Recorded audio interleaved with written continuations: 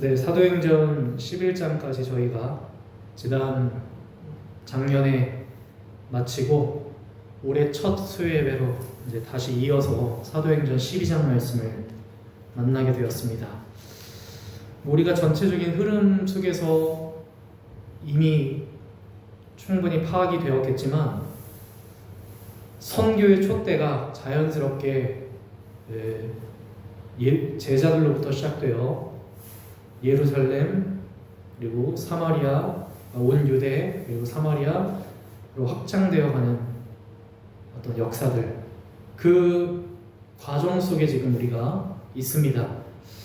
그리고 나서 오늘 말씀의 마지막은 바나바와 사울이 자신의 사역을 마치고 다시 안디옥으로 돌아왔다라는, 예루살렘에서 안디옥으로 돌아왔다라는 의미심장한 기록을 남기게 되죠. 그 이후로 이제 사도행전 13장 이후는 본격적으로 바울과 바나바의 이방 전도 여행이 시작이 됩니다. 자연스럽게 그렇게 하나님의 말씀, 하나님의 복음이 자연스럽게 뻗어나가게 되죠. 그 가운데 오늘 12장의 말씀은 조금 의미심장한 부분이 있습니다.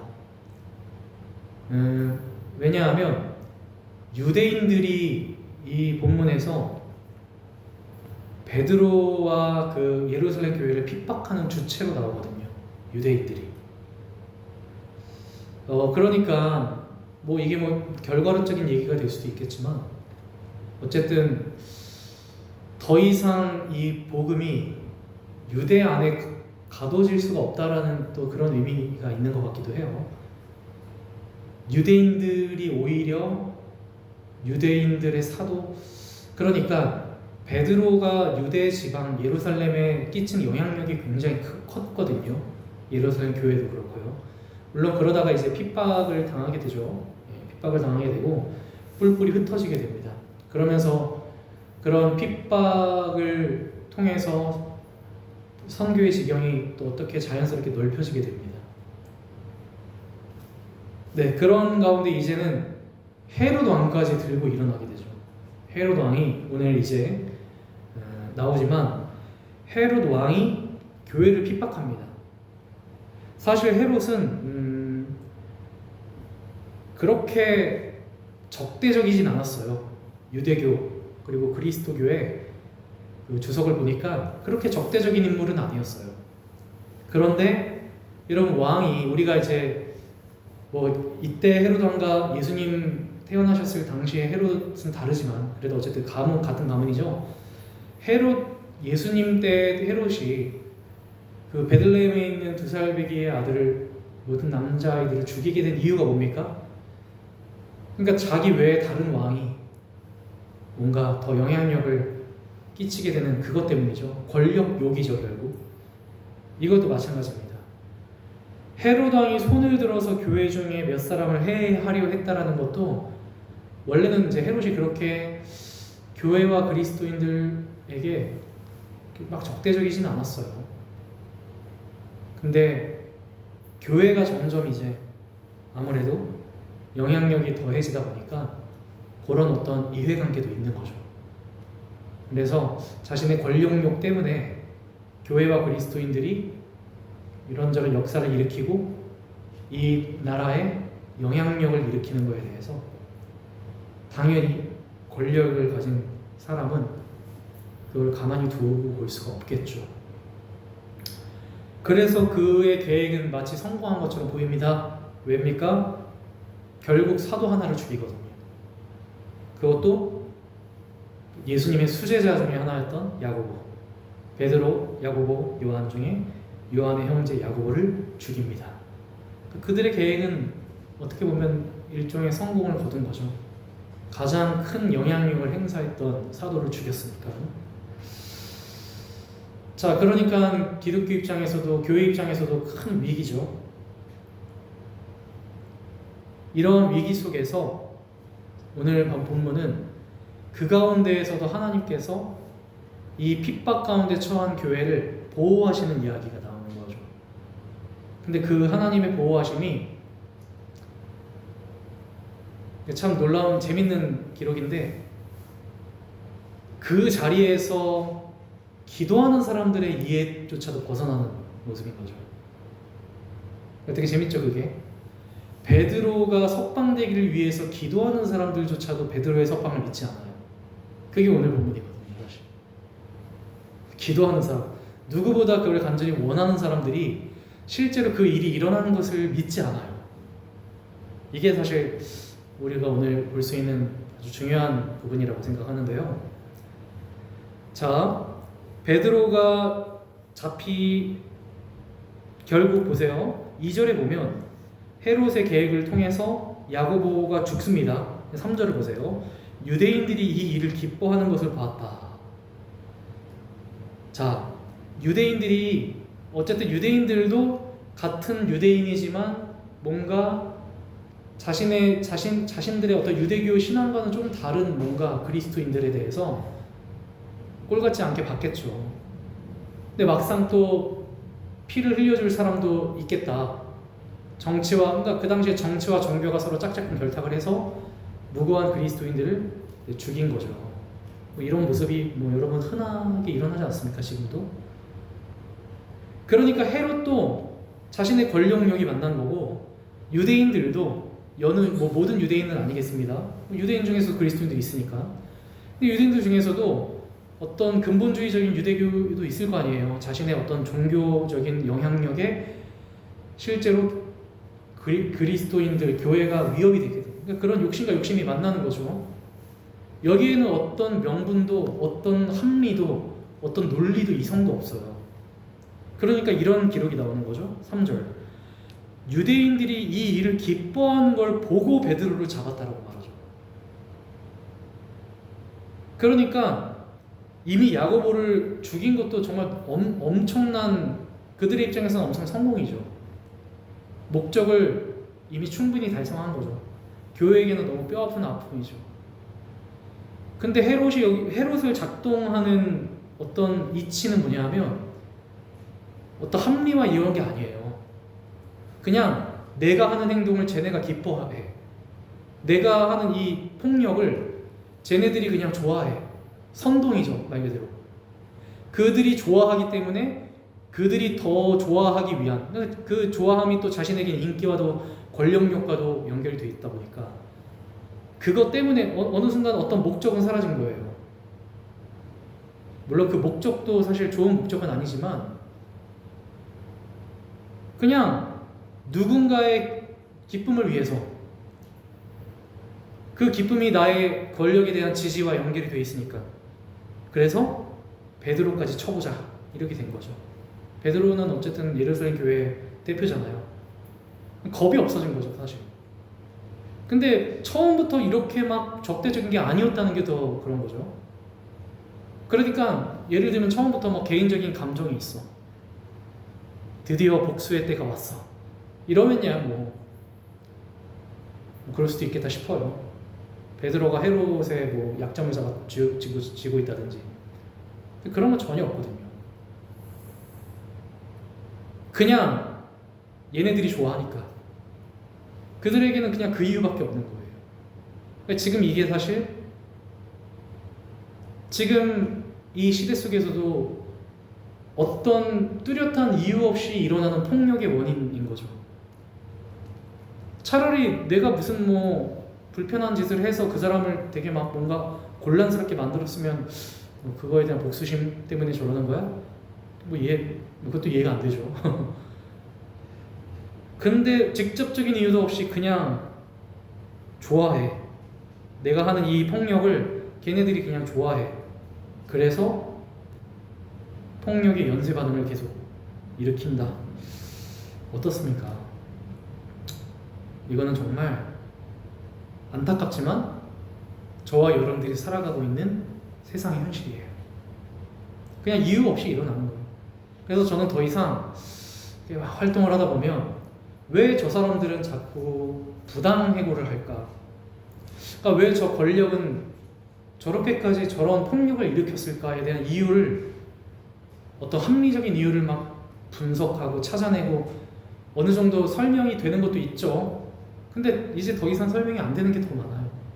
그냥 그러고 싶어서라고 생각하는 거예요. 그냥 그렇게 해서 사람들, 자기들이 지지하는 혹은 지지를 받고 싶은 사람들의 기쁨과 향락과 즐거움 때문에 그들의 만족을 위해서 어떤 명분도 어떤 이유도 없이 그냥 그렇게 일으키는 거야. 바로 폭력을. 그렇게밖에 생각이 안 되는 거죠. 폭력도 이유가 없지만 반대로 결국 그렇기 때문에 또 저는 이것도 역설이라고 생각해요. 어떤 이유 없는 폭력이 있지만 그럼에도 불구하고 우리가 존재를 향한 사랑과 존재를 향한 평화를 세워가는 것도 사실은 이유는 없는 거죠. 그것도 일종의 역설이 아닌가 싶어요. 이렇기 때문에 우린 사랑해야 돼. 뭐 하나님의 명령이니까 등등. 하지만 또 본질적으로 생각해보면 또 이유가 없는 거예요. 그냥 그게 맞다고 생각하니까. 자, 그래서 결국에는 그들의 작전은 성공을 합니다. 옥에 갇히죠. 그리고 5절, 베드로는 이에 옥에 갇혔고 여기서부터 교회가 기도를 시작합니다. 근데 이제 이 기도가 보니까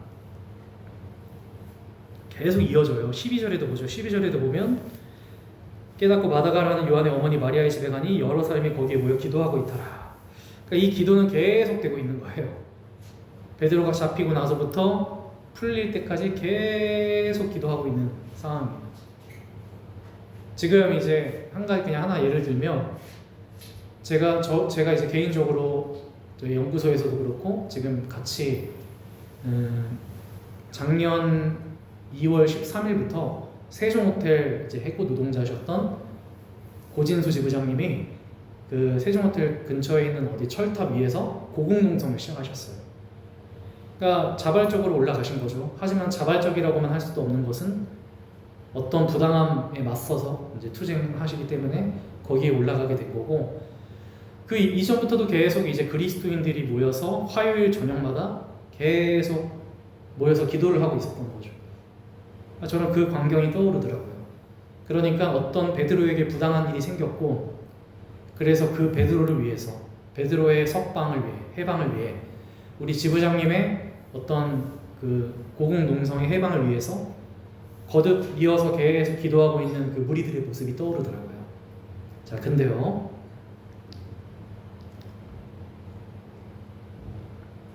성서에서 드러나는 하나님의 역사는 늘 그렇지만 우리가 정말 이해할 수 없게 일어나게 되지 않습니까?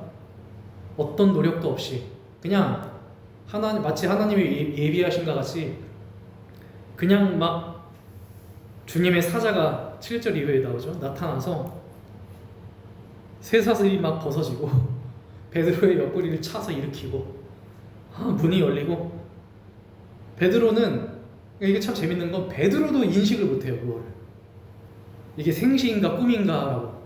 그러니까 이게 베드로가 11절 정도 돼야 정신이 들어서 이게 생시라는 걸 알게 돼요. 그러니까 지금 나는 꿈꾸고 있는 거예요. 하나님의 사자가 현실 속에서 이렇게 역사를 일으키셨다는 거죠. 물론 저는 성서가 어떤 표현, 성서가 계시하는 하나님의 역사가 이런 기적적인 모습을 통해서 자주 드러나죠. 근데 그래서 제가 보는 건, 그러니까 이런 기적적인 일이 우리의 삶에도 그대로 일어난다라는 말을 하고자 하는 게 아니라 어쨌든 하나님의 뜻이 이거다라는 거잖아요. 그러니까 결국 하나님의 뜻은 어떤 누군가의 부당함을 두고 보지 않으신다라는 거죠. 결국엔 반드시 해방시키신다라는 것을 우리는 발견해야 된다는 거예요. 근데 그 하나님의 역사가 마치 베드로가 경험하는 것처럼 모두가, 베드로 본인조차도 인식하지 못하는 상황, 자기도 환상 중에 끌려가듯이 그렇게 하는 역사처럼 똑같이 일어날 보장은 없어요. 어떤 하나님의 뜻이 일어나는 방식을 말하는 게 아니에요. 여러분, 그건 우리의 삶이 이미 경험하고 있잖아요. 하나님의 뜻 가운데 우리의 정신이 또렷하지 않았던 적이 있습니까? 아니었어요. 우리의 정신은 너무 또렷하게 우리의 삶에 찾아오는 고난을 기억합니다. 그 고난의 정말 끊임없는 지난한 과정 속에서 겨우겨우 한 줄기 하나님의 역사를 경험하죠. 그러니까 우리가 봐야 될 것은 이런 기적적인 일이 나에게 언젠가 일어나겠지가 아니라 어쨌든 하나님께서는 누군가가 부당하게, 그러니까 지금 엄청난 부당함 가운데 있는 거잖아요. 그냥 인기를 끌기 위해서, 누군가의 이목을 끌기, 누군가에게 기쁨을 받기 위해서 아무렇지도 않게 일으키는 폭력으로 인한 그 부당함을 하나님은 참지 않으신다는 거죠. 결국에는 그게 이제 마지막 헤롯의 죽음과도 연결되는 거죠. 진짜로 그렇게 믿는 거죠. 성서의 저자는 그런 것에 대한 하나님의 안갚음, 되갚음이라고 믿는 거죠. 실제로 정말 그렇게 역사가 해서 헤롯이 충이 먹어서 하나님께서 역사하셔서 모르겠어요. 근데 어쨌든 우리는 이 서사를 통해서 우리는 명확하게 아는 거죠. 하나님은 누군가의 부당한 희생, 부당한 피해를 두고 보지 않으신다는 거죠. 그래서 결국 우리 고진수 지부장님도 오늘 내려왔어요. 모든 게 해결된 건 아닙니다, 사실. 갑자기 다 해결된 건 아니에요. 하지만 여러 사정 때문에, 추워졌기 때문에, 그래서 몸이 좋지 않기 때문에 등등 여러 가지 이유로 내려와서 그래서 이제 결국 땅 위에서의 일상의 투쟁을 계속 이어가기로 했습니다. 어찌됐든 어떤 이유로든 내려오게 됐어요. 여기에는 어떤 기적이 있지 않았습니다. 어떤 천사가 지부장님의 옆구리를 쳐서 모든 걸 갑자기 누군가의 마음을 변화시켜서 극적인 타결이 일어난 것도 아니었습니다. 지금 우리는 아주 정신 차린 채로 똑똑히 이 모든 순간순간을 보고 있습니다. 우리의 삶에는 여러분 그렇게 정신 못 차리고 환상 중에 일어나는 역사들이 그렇게 쉽게 일어나지 않아요. 그러나 우리가 봐야 될 건 그 가운데서도 분명 하나님은 우리의 부당함을 두고 보지 않으신다는 거죠. 기억하신다는 거죠. 반드시 기억하시고 어떤 역사로 주님이 되갚으실지 모르겠지만 그럼에도 불구하고 우리의 부당함을 주님께서 해결해 주시는, 그것을 기뻐하시는 분, 그것을 동의하시는 분. 비록 유대인의 기쁨을 그는 얻었지만 이따가 무슨 말이 나옵니까? 23절 헤롯이 영광을 하나님께로 돌리지 아니하므로 주의 사자가 고쳤다. 사람에게는 영광을 받았을지 모르겠지만 궁극적으로 그것은 하나님에게도 영광이 되지 않았어. 헤롯의 삶은. 우리는 이걸 보는 거예요. 결국 우리는 그 영광을 보는 거죠. 사람들은 모두가 다 우리의 부당함을 기억하지 못할 수 있습니다. 오히려 유대인들이 기뻐하는 것처럼 지나가는 사람들은 오히려 해고 노동자들을 보고 기뻐할 수도 있어요. 왜? 노동자들을 혐오하고 노동의 가치를 존엄하게 생각하지 않는 사람들은 그들의 고생을 보고 손가락질하고 그들이 그 고생으로 인해서 당하는 피해를 조소를 날리며 기뻐할 수도 있습니다. 그게 우리가 경험하고 있는 고난, 지금의 상황 속에서의 고난 아닙니까? 자, 근데 이러한 어떤 역사 속에서 중요한 건 뭐냐면 여기서의 시점은 모여서 기도하고 있던 사람들에게도 옮겨집니다. 베드로에게 그런 말도 안 되는 역사가 일어났어. 저는 이 역사가 분명 기적적이지는 않은 모습일 수도 있지만 하나님께서 동의하시고 하나님께서 우리를 통해서 궁극적으로 원하시는, 바라시는, 그리고 결국 이루실, 언제가 될지 모르겠지만 결국 모든 부당함 가운데 이루실 역사라고 믿는데요. 근데 쉬운 역사는 아니잖아요. 누가 봐도 이런 일이 일어났다라고 했을 때 누가 쉽게 동의할 수 있습니까? 자, 보세요. 베드로 본인도 지금, 그러니까 저는 이해가 되는 거예요. 왜? 베드로 본인도 못 믿고 있어요. 지금 그냥 끌려가서 하다 보니까 정신을 차렸을 때 뭐라고 말합니까? 내가 이제야 11절 내가 이제야 참으로 주께서 그의 천사를 보내어 나를 헤롯의 성과 유대 백성의 모든 기대에서 벗어나게 하신 줄 알았다. 하나님은 유대인들의 그 선동과도 같은 혐오에 대한 선전과도 같은 기대를 저버리셨죠. 그리고 베드로에게 역사하셨어요.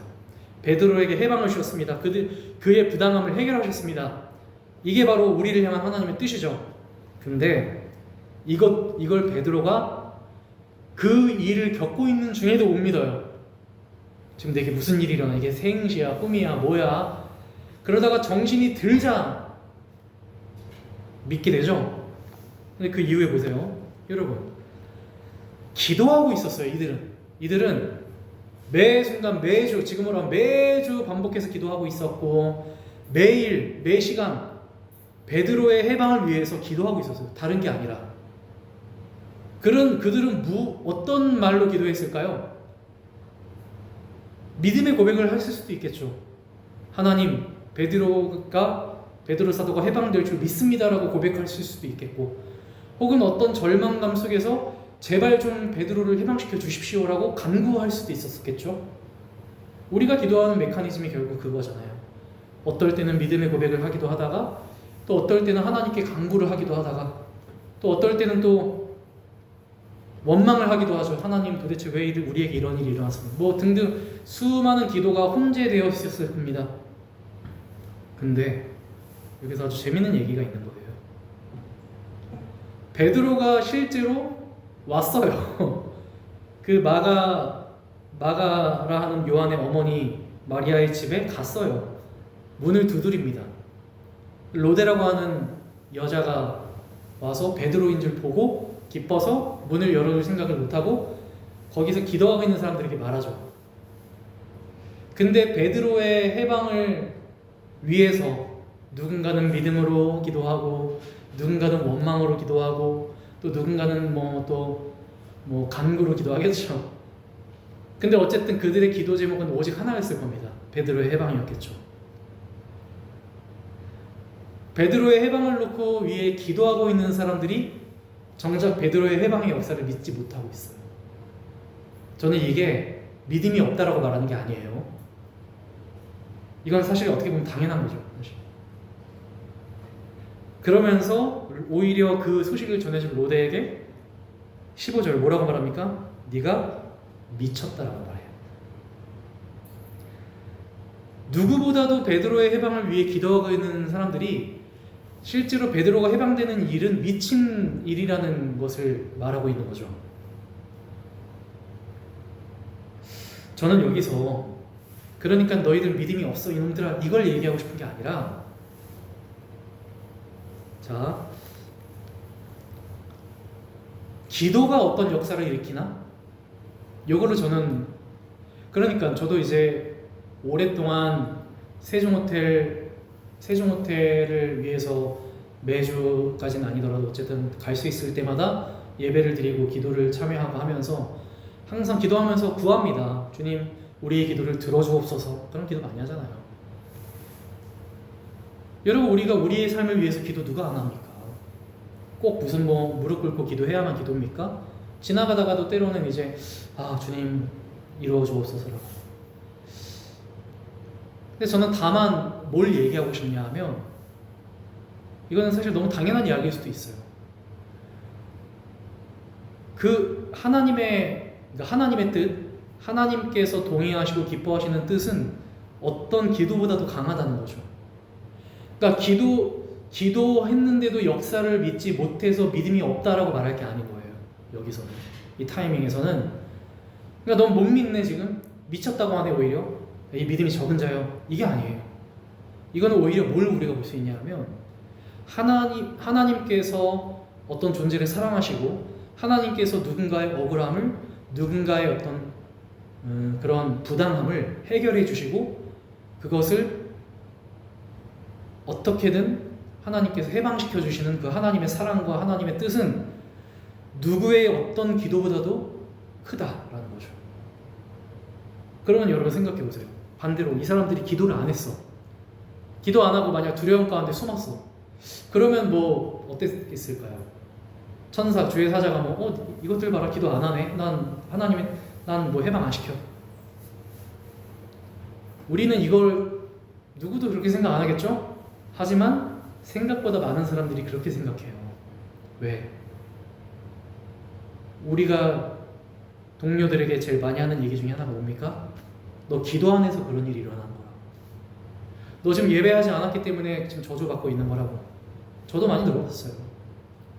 너가 기도를 안 하기 때문에 누군가가 질병에 걸린 거다라는 그 어떤 신앙의 잘못된 어떤 인과관계죠. 여기 있는 사람들이 기도를 했냐 안 했냐가 중요할까요? 아니죠. 우리가 여기서 봐야 될 더 중요한 역사는 기도를 그래서 해야 된다. 그 기도를 할 때 믿음으로 기도해야 된다. 이런 따위의 가르침이 아니라 이 땅에선 어떤 기도를 하든 어떤 기도를 안 하든 못하든 하늘에서 하나님의 뜻은 반드시 이루어진다는 거죠. 하나님의 그 교회를 사랑하시고 세상 하나님께서 사랑하시는 교회들과 억눌린 자들, 가난한 자들, 이 땅의 모든 작은 자들에 대한 긍휼과 자비와 은혜의 역사, 그리고 반대로 하나님께서 이 땅 가운데 누군가를 혐오하고 누군가를 부당하게 폭력하고 핍박하고 그런 식으로 논리도 없는 오직 혐오만 남아있는 그런 방식의 폭력을 일으키는 권력들에 대해서는 가만두지 않으시는, 심판하시는 그 하나님의 뜻은 이 땅의 어떤 상황 속에서도 누구의 기도에도 혹은 기도 없음에도 반드시 이루어지고 한다는 거죠. 그러면 이런 질문이 생길 수밖에 없겠습니다. 그러면 왜 기도해야 될까요? 기도하지 말라는 것도 아니잖아요, 그죠?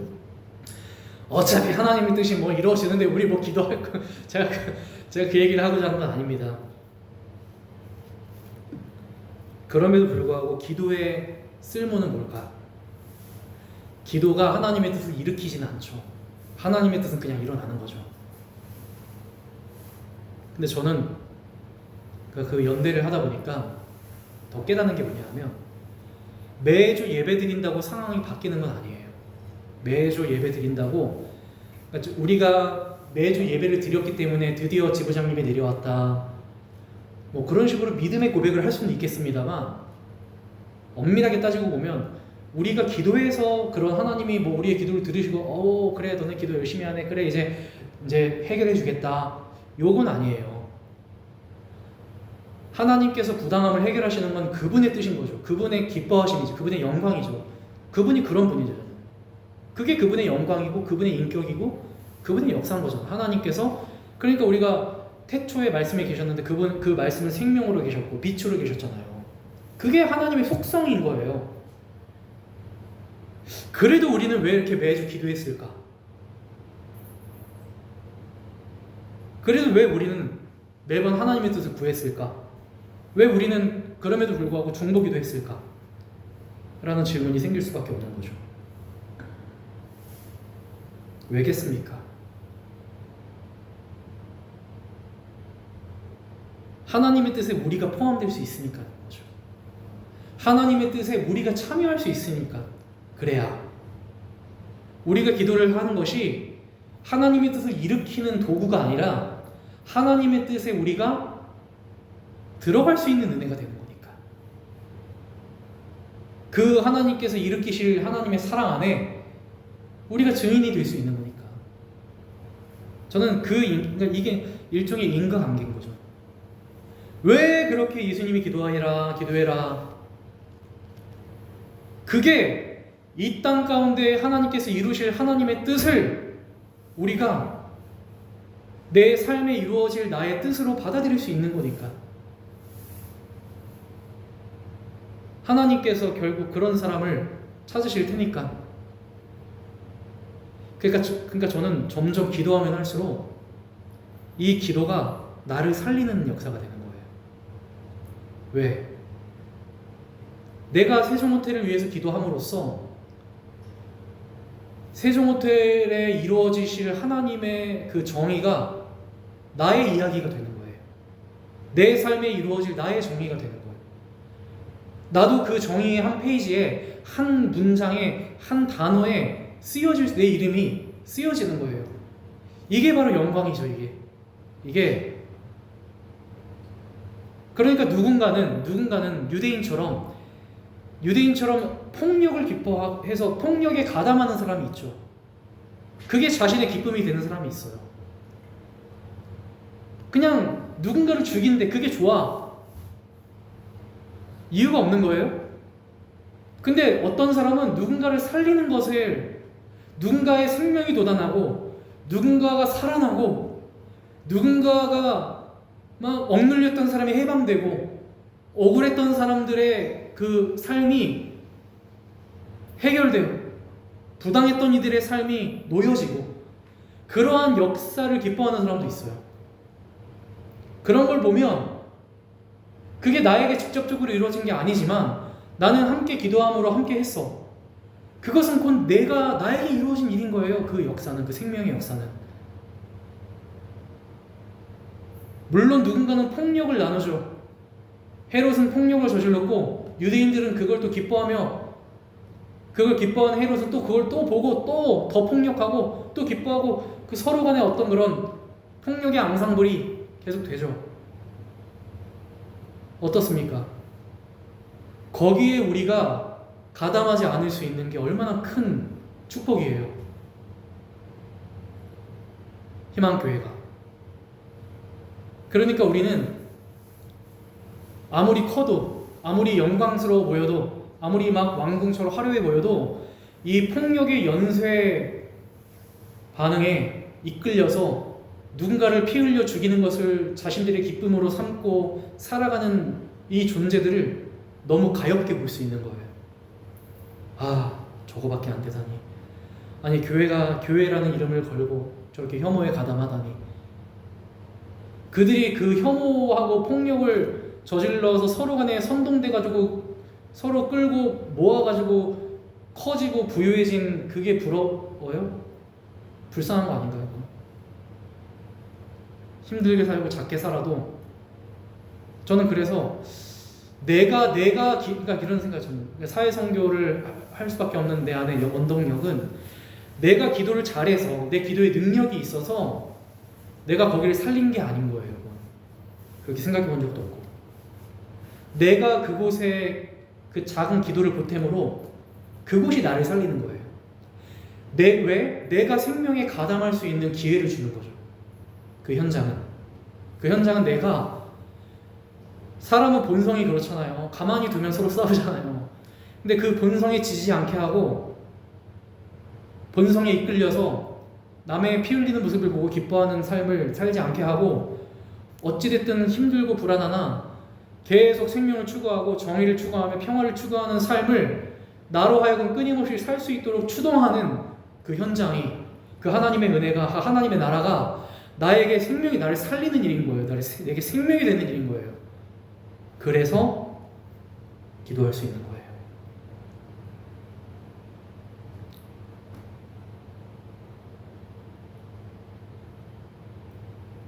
제가 목회자로서 우리 성도님들한테 기도하라는 말은